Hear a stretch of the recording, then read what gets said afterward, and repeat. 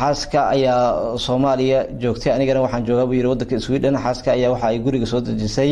gabar saaxiibteed ah xaaska ima aysan sheegin arrinkaasi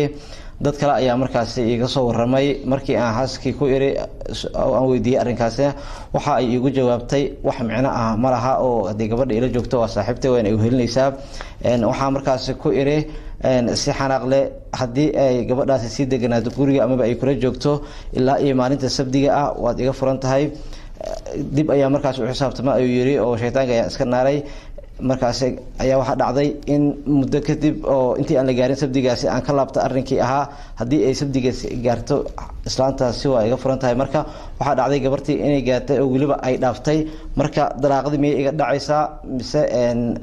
waa ii baaqanaysaa maadaama xilligii oo la gaarin aan ka laabtay arrinkaasi jazakallahu khayr alxamdulillah dalqadaas way dhacday dalaaqa shardiga ku xiran ka laabasho malaha isaga uu ka tagay gacantiisa uu ka baxay wax intuu ka daba taga gacanta ka daba laaca soo qaban maaha dalaaquna waxyaabaha la adkeeyay ka mid tahay dalaaqa mucallaq baa la yidhaahdaa dalaaqa shardiga ku xiran haddaad baxdo waad furan tahay hadday gabadhaa guri weyda waad furan tahay haddaad saa yeesha way furan tahay ka noqday malaha wixii hadduu sidii u dhaco dalqadii way tegi hadday gabadhii uu yiri sabtida hadday gaarto waad iga furantooda ka horeyn sabtidiina ay gaadhay ama anaa raalli ka noqday ha yiraahdo ama iyada iga diiday ha yiraahdo talaaqi u dhacay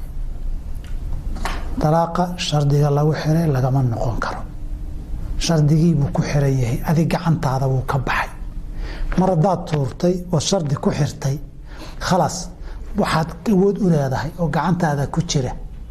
oo adiga aad maamulayso intuu afkaaga ka soo bixin bay ahayd mar hadduu afkaaga ka soo baxay ciddiya waxaad ku xirtay inuu dhaco unbuu sugi cirkaas hawadu sabaynaya wixii buu fiirsanayaa wixii markuu dhaco